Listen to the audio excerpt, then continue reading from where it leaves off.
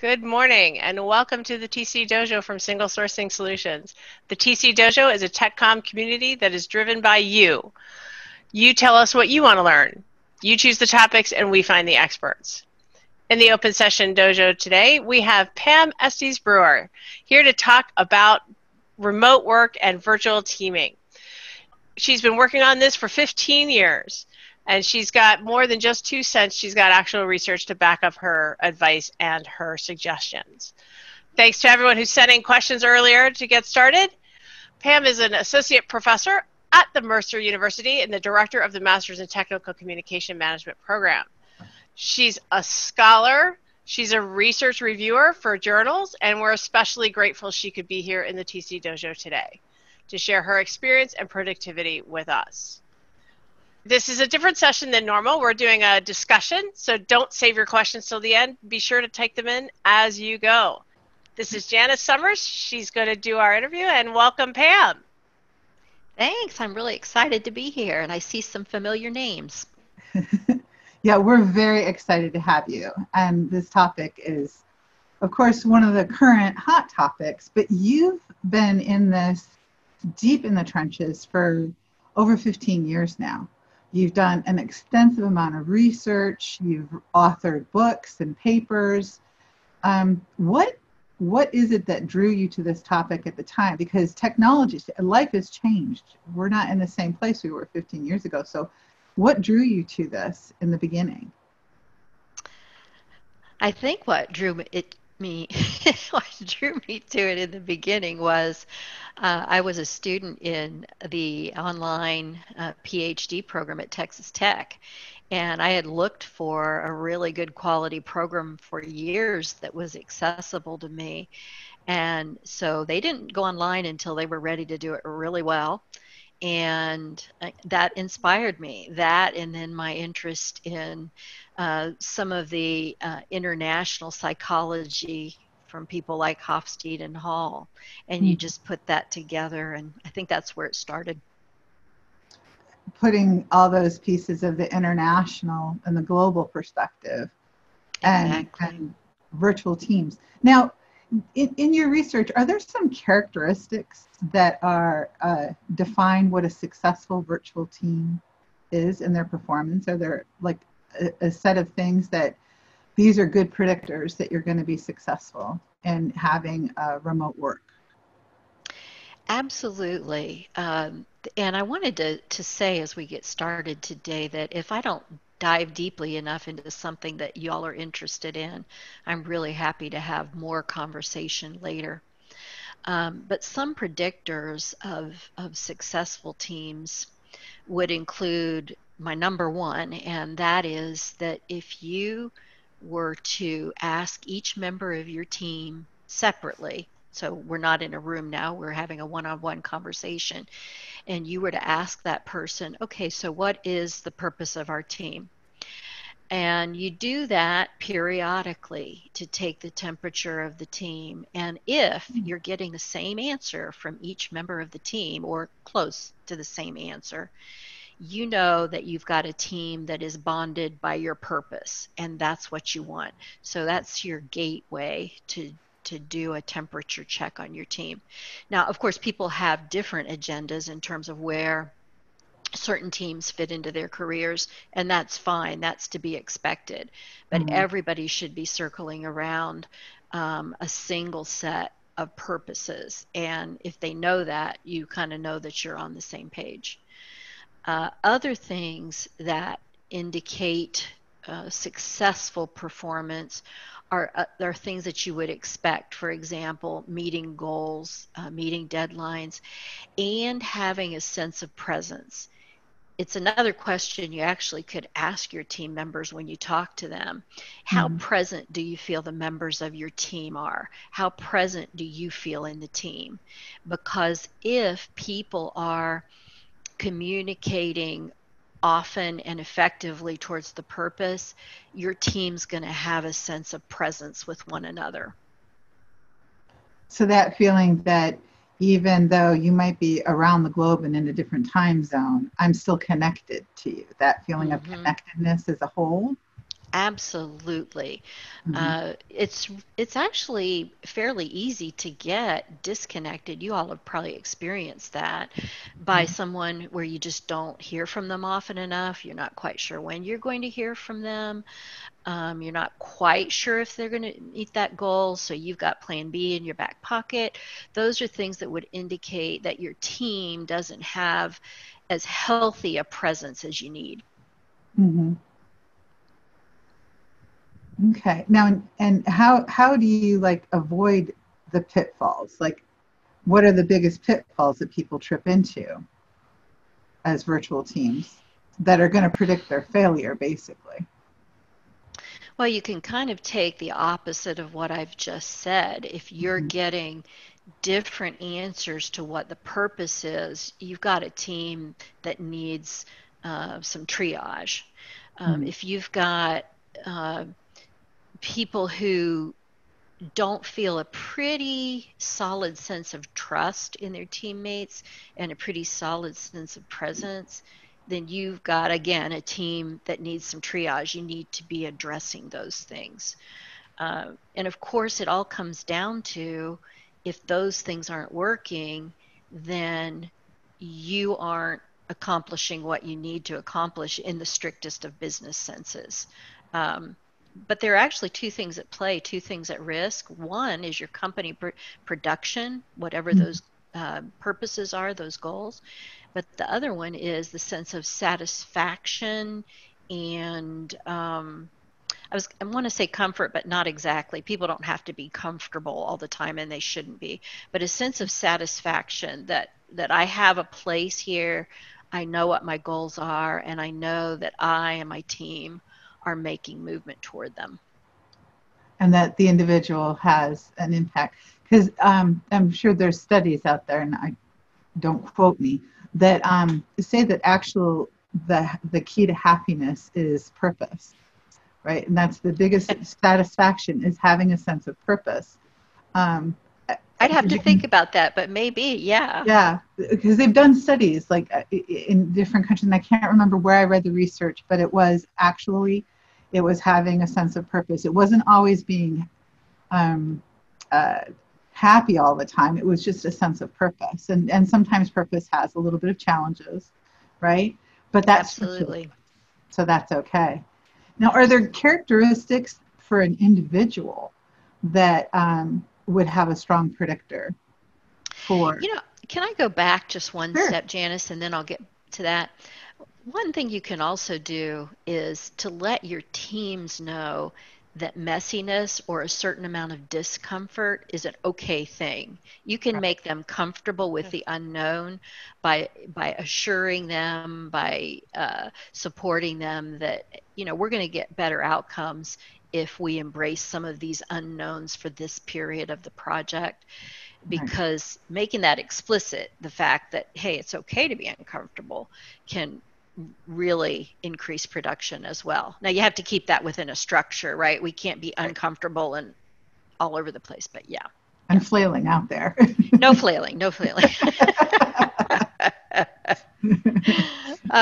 So back to individual predictors of who might be successful. You know, I am a believer that anybody can be successful in remote work. I am a believer that remote structures, if they're done right, can work really well in education, work really well in business, and work really well for the individual. Yeah, you need some good habits, some best practices, but Right. no predictors that one person is going to be a failure online and somebody else is fine. Right. Right. But there are some things that we have control as individuals that can help foster a higher degree of satisfaction and successfulness in working remote, right? Absolutely.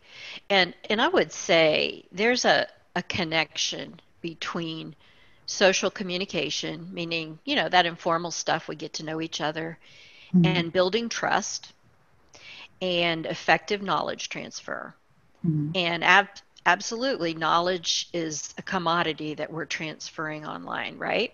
Right. So you have to have your teams build habits that follow that sequence from social to trust to production. And you probably could name many of the things that help to build trust. Being on time, coming through with what you say you're going to come through, producing high quality, being somebody that other people can count on. Those are the things that help to build trust, whether we're face to face or whether we're online. And so the thing is that some of the cues I give you face to face that you can trust me, you don't automatically have online. So you have to find ways to build that online. For example, a biggie is that people know absolutely when and how they can reach you. Right. Which does not mean 24/7, folks. We need a life. Yeah, and before we march away from that, because there's a lot of people who are under that assumption that I have to be 100% available all of the time in order to be trusted. Is that correct or false? I think people tend to think that, and I think they feel some pressure when they go online. They want to be visible to their organizations, and so they feel some pressure to be available 24/7. And I don't think that's healthy for an organization. It's certainly not healthy for a person, and I certainly don't want to live that way. So I have to build that presence in another way. And I can let you know when I'm going to be available, and then I'm available. I can let you know how you can reach me, and you can reach me that way. I can guarantee you, for example, globally, people like a 12 to 24 hour turnaround unless they're having an emergency. I can guarantee you that you'll hear from me within 12 to 24 hours, even if what I'm going to tell you is, I don't have the answer to that yet, but I'll have it for you by X. Right. So even just responding back with an acknowledgement of, I hear you. I'm aware of this. I don't have an answer yet is okay, as long as they're responding back and they have set expectations for their customer, whatever, of what their personal performance for them is going to be as far as getting back to them. Okay. And I'm available to you, whatever it is, 8 to 5, or 8 to 7, you're really this committed person, 8 to 7 Eastern U.S. time. And I am. But after that, no, you can't count on me during my time with my family or my whatever. Right. So this is also a good way to make sure that you're maintaining boundaries. If you're finding yourself in a remote work environment, boundaries are important, right? Very much so. And if you think about it, boundaries do get blurred and kind of Picassoed, kind of disfigured online. For example, you know pretty much that you can talk to me if I'm sitting in my office and my office door's open. That's an invitation, right? But you don't have that same clear signal online unless I make sure that you have it in some way. And people, they want boundaries because, just like we've said, we don't want to be available 24/7. But by the same token, roles, for example, what Janice is responsible for on a project and what I'm responsible for, we want boundaries between those roles too. Janice is not going to appreciate it if she has spent all of today completing a part of the project, and then this evening I let her know, hey, I finished this and it's about a quarter of what you spent your time on today. No, she's just wasted her time. So you have to find those ways to communicate boundaries of space, of time, of project roles online. And being proactive about that is just a testimony to your professionalism. You look better if you can do that than if you have no boundaries and people view you as boundaryless. Right. And as a manager managing remote teams, you kind of need to make sure that you're encouraging that amongst your employees, right? Absolutely. If I'm the manager, I've got a real responsibility for the culture of my team, Mm-hmm. whether that's an online team or a face-to-face team. I need to let them know, okay, these are the absolutes for our team. These are the things that we need to discuss as a team and come up with our own agreement on. Mm-hmm. But I'm the one who has to set those boundaries. Mm-hmm. Right, right. So, do some companies or organizations fare better doing virtual teams than others? I mean, is the technology of the company or what they do, is that an indicator? Hmm. I believe the companies I've seen struggle with this the most are those who have strong face-to-face teams Mm-hmm. and then online teams and the boundaries are weak. And what results from that is that some of your folks, but especially your online folks, will end up with responsibility without authority. Responsibility without authority is a uh, really injures team productivity, both in terms of production and employee satisfaction. So the companies that are all online don't struggle as much as the companies who have face to face and remote. But that's not because they have to struggle. It's just they haven't figured it out in a lot of cases that I've observed. They need an equal playing ground and an equal presence for their online and their face to face employees. Um, I cannot have remote teams who are integral paired with face to face teams, or maybe just teams that are made up of both. And for example, have regular face to face events, celebrations, meetings, whatever, that include only my face to face folks. And my online folks are an afterthought. That doesn't work. Those remote folks can't be an afterthought. Right. So you'd have to make sure that you're including them in strange and different ways. Because if because there's no doubt when you're face to face, it's quite easy to have a quick little break and a lunch and what have you, and there's that intimacy. How would you go about including your remote people in that environment? I think we've seen some pretty creative things happening lately. I know, I love it. I Yeah, totally right. love it. Uh-huh. The innovative ways people have created presence in the last 2 months has been phenomenal. One of my favorites are these drive-through graduation ceremonies Yeah. um, that can give a real sense of celebration and satisfaction. And I thought, oh, that kudos to whoever first came up with that one. I loved it. Yeah. Yeah, you have to make an effort to do things that are meaningful to those online folks. And you've got to communicate that too to your face to face folks. I mean, everybody needs to know that the remote and online staff have equal playing ground. Well, within your organization structure, but equal playing ground and accurate boundaries. I'm trying to think of ways that I've done that. One thing that's easy to forget for your remote folks, because I might come up to Liz, you know, at a conference and say, "Oh, Liz, that blog post you did, fabulous. I used that," and I just thought of it, so I said it, and I can forget those kudos online a Mhm. little easier or a little more easily.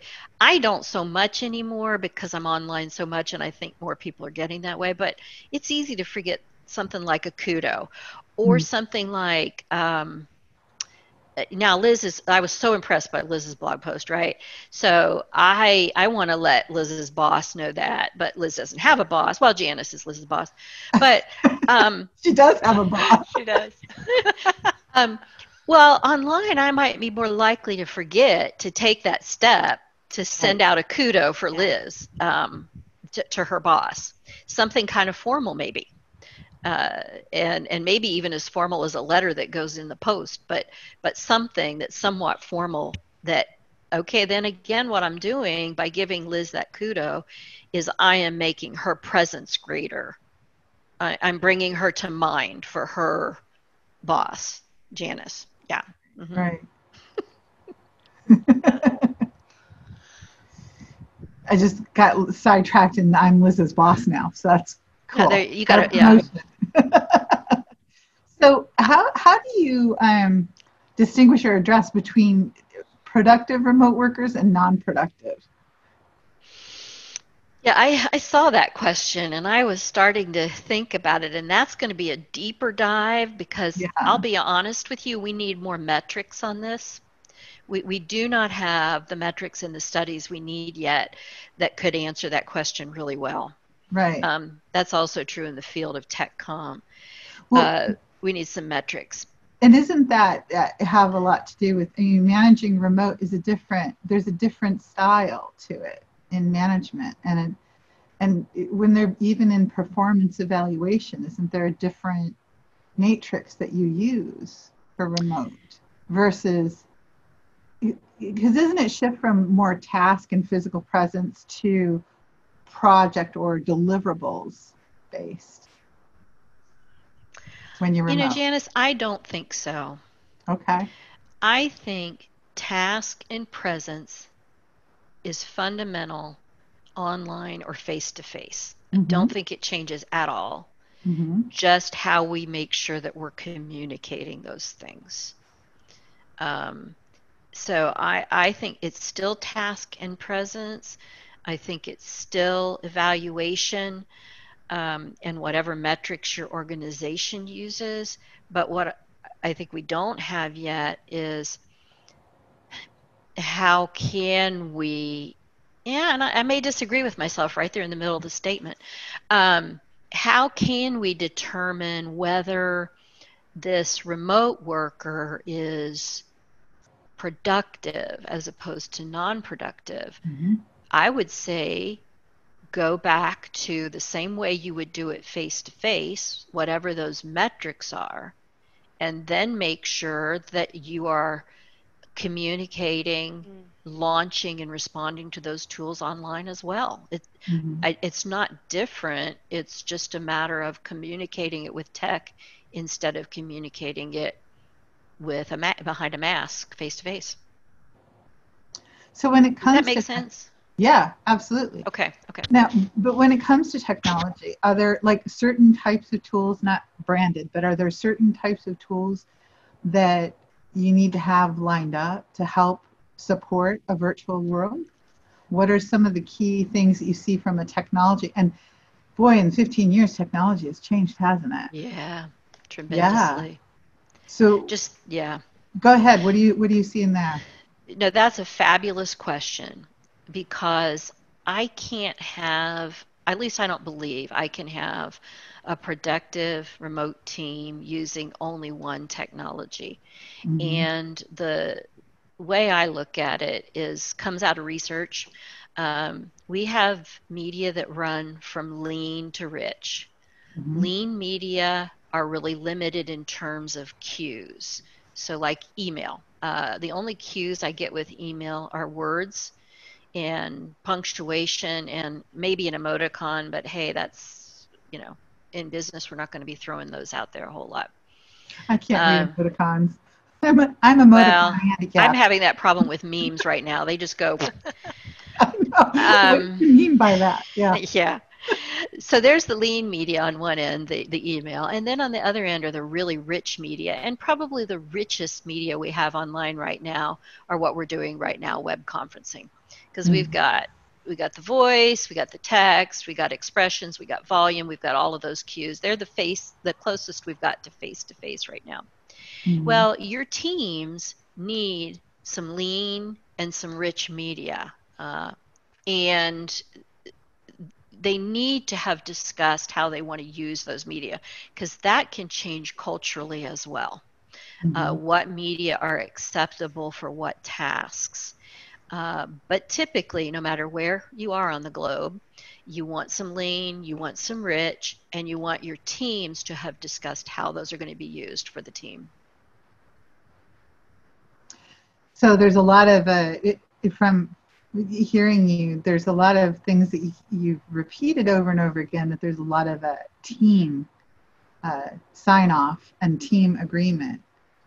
So they're involved. From my perspective, what I'm hearing you say is that they're involved, kind of like co-creators in maintaining and establishing a successful virtual team. You betcha. Okay. From the beginning to the end. Yeah, because one of my questions was going to be, how do companies prepare? I mean, if you want to move your team to virtual, or you have to move your team to virtual, how do you prepare people to thrive in an environment where they may never have had the opportunity to be present in? Good question. I have publications on that take it through a flow. But the first step is that you set your team purpose, team members, and possibly team roles. And then you set up a series of meetings like this, where your team meta communicates, and that it means where they communicate about communication. And this is where your team starts navigating what the goals for the team are, the purpose, and the part they have to play in it, and the questions they have, and the standards and the norms they want to have. What technology do you want to use? What kind of turnaround time do you need? What do you how do you feel about taking on this role? Now, I know that organizations are going to appoint people with roles, but within those teams, there needs to be some discussion of all that infrastructure that's going to keep the team going. And meta communication is something that helps you do that. I discovered a long time ago that teams, face-to-face teams or online, didn't recognize patterns in their communication that in a lot of cases can predict success and failure. And it wasn't until they actually stepped back and we talked about what happened that we could acknowledge the patterns and make sure they worked for us. And those are the things that have to happen at the beginning of successful virtual teams. If you don't, well, then it's just going to be trial and error. We'll see if it works. And those odds are not as good as we would like them to be. Right. Because, yeah, you don't want to have to go just with trial and error. And I noticed in your book, and I want to encourage everyone. I have to go because I was reading through part of your book. And I want to encourage everyone to pick up this book because there's a lot of research in here and a lot of, there it is, International Virtual Teams Engineering Global Success. And thank you. I put it in the chat window. Oh, it's in the chat window. Thank you. Liz is just like doing this, and I'm like, I don't know what that means. Here we have a failure in communication. and the Liz and I have blog worked for what 10 plus years. Yeah. We still have breakdowns in communication. I mean, it's funny earlier when you were mentioning how some people, you run the risk of feeling disconnected when you're out there, especially if you're in different time zones and you're the lone person in that time zone. You can feel like, and I remember there's times where I just feel like I'm like in a spacesuit floating out in space, and there's like a little tiny tether connecting me to the mothership, and I just need to reel myself in. But anyways, okay. But there's a lot of research. Good metaphor. Huh? Good metaphor. Yeah. But I want to get to some questions too. because we had some advanced questions. I don't know how we're doing on time. I got lost in our conversation. How are we doing on time, timekeeper? Let's go another 5 or 10 minutes since we started a little bit late. Okay. All right.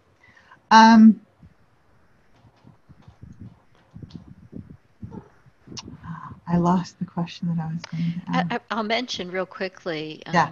Liz put in the chat that I and a team are launching a blog, a website in July that will have Q&A potential where people can submit questions and comments, and then we'll respond, and it will be moderated, but you'll be able to see other people's Q&A.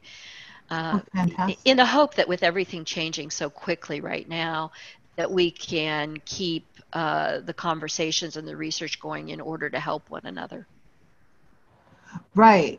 Yeah, that's very good. And we'll make sure that once that website's launched, that we'll include it in the links below this video when the video gets posted, so that people can have a direct link to that and ask questions, because there's a lot of meat that you have to share. And in your book, there's a lot of research. It's all research backed.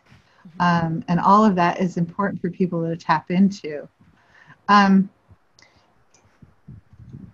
One of the questions is, how do we keep work efficiency going? I think that's a great question. I won't say that on every question.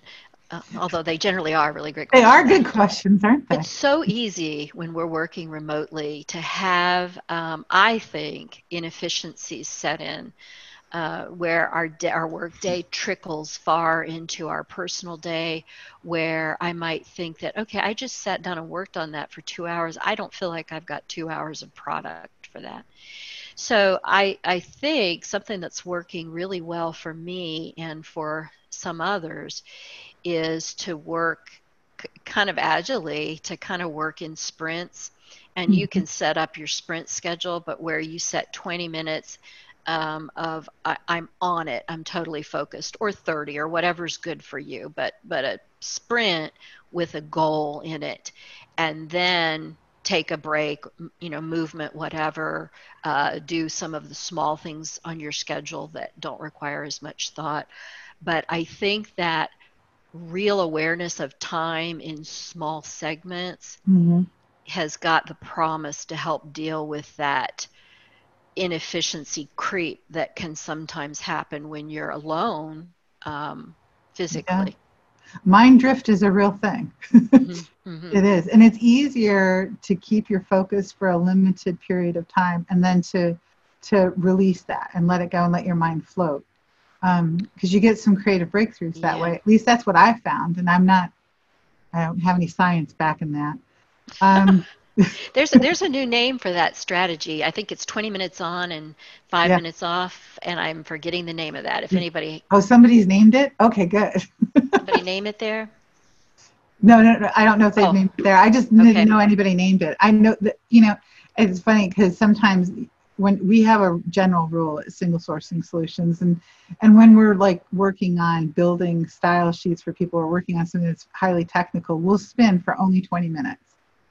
If you're spinning for 20 minutes, then reach out, put it down, or reach out to somebody. And see, we've got those techniques. We just have to think, okay, which ones are really important to remote work? And somebody named it there in the chat, the Pomodoro method. Oh, okay. Didn't know it had a name. So what are some of the strategies? Because we're face to face virtually right now, but that's not always the case with people. How do they create those personal bonds in remote situations? And we're talking languages, right? So across the globe, you're talking language, which has social differences. What are some strategies to create stronger personal bonds? Okay. And I would think this would be a great one for people to just rattle off ideas in the chat, because, things work differently for each of us. But some of the things that help me are to learn a little more about you, just like I would face to face. And, I remember that You guys are out on the Pacific Coast. How's the weather out there? Oh my gosh, I can't believe that earthquake hit you. Um, that wasn't really funny, but there you go. Um, but at any rate, I take an interest and I try to remember that you are you. You are a person, and I bring that to me in an awareness in our conversations. I Mm-hmm. also allow some time for social communication. That's not wasted time. That is time to get to know people, to bond, to develop relationships. That is important stuff. Mm-hmm. And you have to make more time for it deliberately. My daughter works for an online company, and they have, most of them are remote. And so they've moved to a Friday happy hour online with each other. Those things that can help promote some social, informal communication. Mm-hmm. Very good. Now, and how about communicating when, because oftentimes we're in a situation where we have to communicate with people who aren't so good at communicating or are more closed off or just, they just tend to be more in their own little world. And we have to pull information from them. How does that change in the virtual world versus if we're in the same building? In a way, it doesn't change because you Mm-hmm. still need to try to encourage some more response from that person. Mm-hmm. Online, one of the options you have that works really well is try to start establishing some open communication from them via lean media. So, in Mm-hmm. other words, people might be less likely to talk because they're an introvert, Mm-hmm. because they're shy, because they don't have a good command of whatever language you're using. There are a lot of reasons for it. And this, with all of the cues, can be kind of intimidating. Mm-hmm. So, trying to have some opportunities with lean media can Mm-hmm. help to bring those people out. And then once they've contributed and begin to feel more comfortable with the team, then this part gets a little easier too. Right, right. Yeah. And minimal encouragers I've found have been very helpful. So if you're just in audio, but because a lot of times we nod our head, like I have a habit of Right. nodding my head. You can't hear me nod on the phone, Right. right? And And teleconferences are my least favorite. I don't like that. It's like the most awkward, particularly for non-native speakers of a language. yeah, yeah. Well, and don't we have to use all methods, right? Hmm. Written, Hmm. audio, visual, using all methods and just reinforcing back to people. Yes. So, can virtual meetings be as effective as in-person meetings? Oh yeah, aren't we all finding that now? I mean, we're diagnosing some of the problems with our online media or meetings and fixing those, but absolutely they are very productive. Depending on my personality, I might come out of it feeling drained or fulfilled or whatever it is I feel. But in terms of productivity, you run an online meeting, a healthy one, just like you would any other. You've got your goals, you've got your owners of your tasks, you make sure Right. you've got the works. Yeah. And I think one of the things during, because of the current situation, nothing like a health crisis to really drive people towards towards being in the virtual world. But I thought one of the most interesting things was the online appointments with doctors, Mm-hmm. health doctors, having diagnostics that are done online. So virtual office meeting with your doctor is fascinating. Yeah. They've found that it's highly productive. Mm-hmm. And they can pull you into the physical office when you need to come in, but they can do an initial consult online. Absolutely. And don't you think we could make that work in any venue? Yeah, There are stages and right, yeah. right. And it seems like a lot of companies, as a result of all of this, there's companies out there that have expressed an increase in productivity and expressed an interest in maintaining a virtual platform for their employees going forward. Absolutely. And a lot of employees are saying that they hope that that's the case. Now, how would you, if you're an employee, how would you encourage your employer to continue along this platform? If not 100%, but maybe a percentage, how would you push from the bottom up? There's a lot of context there that I don't have for answering that question, because it would vary a lot. But I would say that, of course, your organizations love metrics. So any metrics you can provide about the successes that you're having, as well as your preferences, start communicating that up. You can do it informally or formally. You could even go so far as to do a relatively minimal feasibility report on how your office can proceed forward, either remotely or hybridly, whatever it is you want to propose. Mm-hmm. Yeah, so you can absolutely do that from grassroots up. And remember that you may have people in your line who just can't see virtual working. I mean, more people are now than they used to, for sure. But there are still some old guard who think it just can't work. And you have to help them envision that. You have to show them how it works. Right. And adaptability to technology is one of the key things, is being able to tap into technology and utilize it. Yep. And believe me, universities are facing that right now. Yeah. How do we envision education moving forward?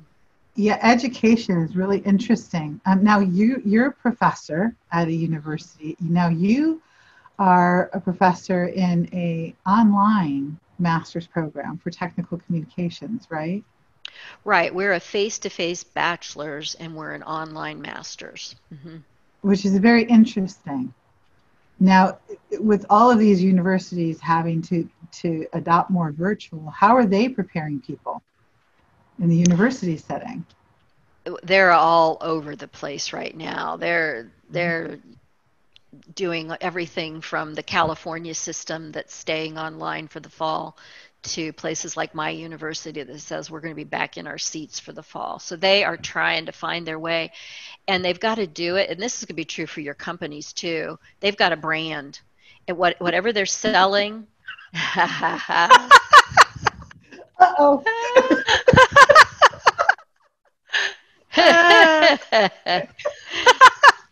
Yeah. They've got it. The universities have a brand, just like any organization, and so they've got to find out, how do we move forward and plan for the future and support our brand, whatever that is. And just to give you an example, I teach at a private school, and part of our brand is that face-to-face on campus state-of-the-art research lab brand. And we have to figure out, okay, so how do we do that? And we can, but yeah, you adapt with your brand.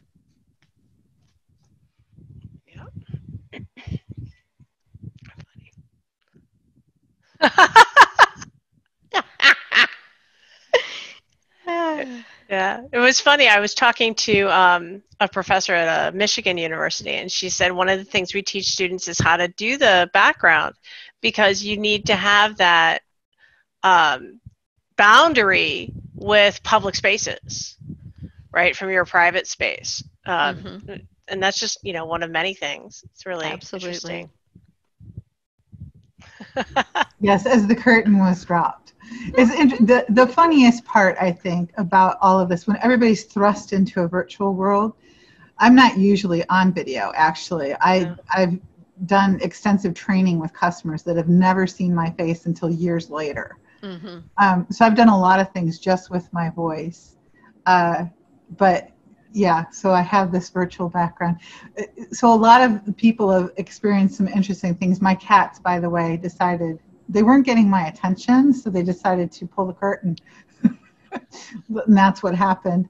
But it's funny how a lot of these things actually, you don't sweat it, because we're all people. And it's that human state that comes in, and I don't think people should be afraid of that happening, but I do believe you should have a virtual background.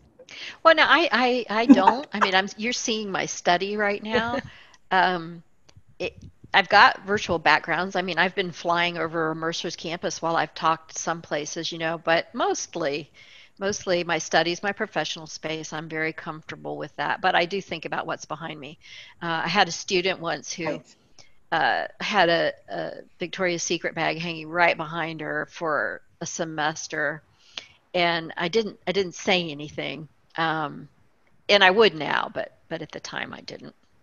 But the nice thing is there is a solution. So if you're in an environment and you're working in a virtual world, you can set up a virtual background because people can walk behind me. I'm in a shared space, Mm-hmm. right? I don't have an isolated room or a study in my Yeah. home that's dedicated just to me. My office is in a little corner of my dining room. So people Good can walk in examples. and out, Yeah. right?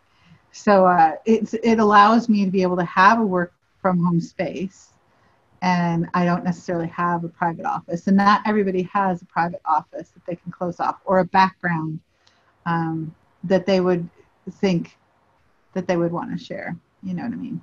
Yeah. Yeah. Oh, there it goes again. Okay, so let me see if there's any other questions that came in at the last minute. How are we doing on time, Liz? I think we should wrap up. Thanks everybody for sending in your questions and helping us try out this new type of thing. We don't, it's not always webinars, sit and learn, that we should work together and discuss, because that's how some of us learn best, trying many things. Thank you all so much. I'm enjoying the questions and the comments too. That was really great. Thank you, Pam, for doing this. You're always a great guest. I love having you here. So somebody was asking about people who are salaried versus hourly.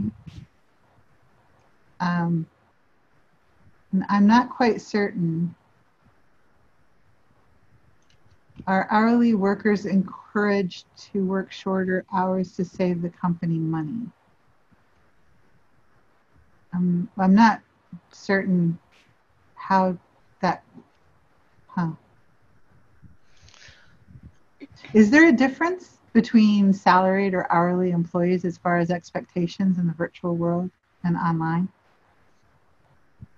I think that would be a company culture issue. Right.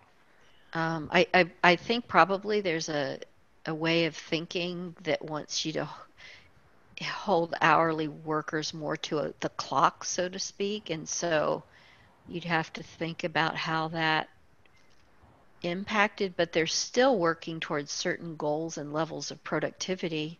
Right. Because I know yeah. support people, they're typically not salaried employees. Support people are typically hourly employees, but they have tools that they use that log their time. Mm-hmm. So when they take a break, they log out of a tool and it tracks time. I've seen that.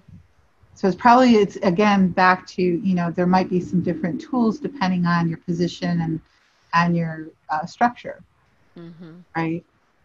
Yeah, and you make a good point about the tool, that a company can very easily set up a timekeeping system where people essentially sign in, sign out when they're on the clock, so to speak. And I'm just reading. There's Kelly. Hey, Kelly.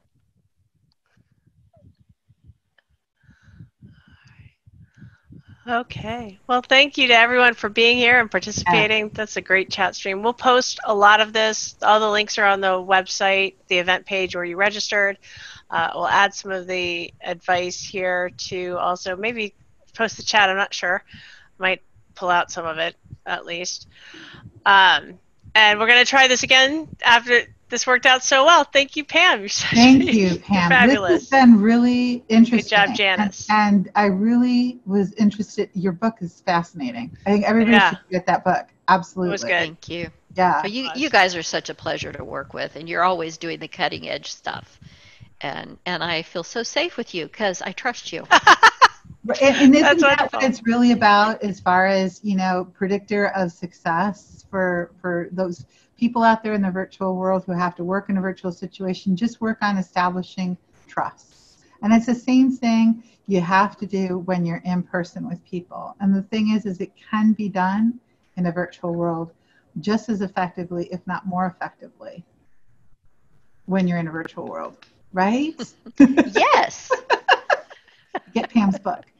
Yes. It makes me want to break into song. We're living in a virtual, right? That's material. Okay. Thank you all so much. It's been a Awesome. pleasure. Thanks, Pam. All right, everyone. Before we go, let me tell you what's coming up next. Next month, we've got John Garrison. He's going to talk about what it takes to get your career 45 years later and still be moving fast and strong, and even a pandemic can't slow you down. Thanks for coming to the Single Sourcing Solutions TC Dojo, where it's all about you, what you want to learn. You should always attend a webinar live because you can't ask questions of a video. Subscribe to our TC Dojo mailing list at join.tcdojo.org and never miss another. Every month, we go out and find experts willing to share their expertise based on your votes in the TC Dojo survey. Why should we tell you what to learn? You should tell us. So be sure to vote at survey.tcdojo.org. The TC Dojo is our pleasure to host. As always, if you need more personal help, we're here to take you from the basics to mastery. See you next time.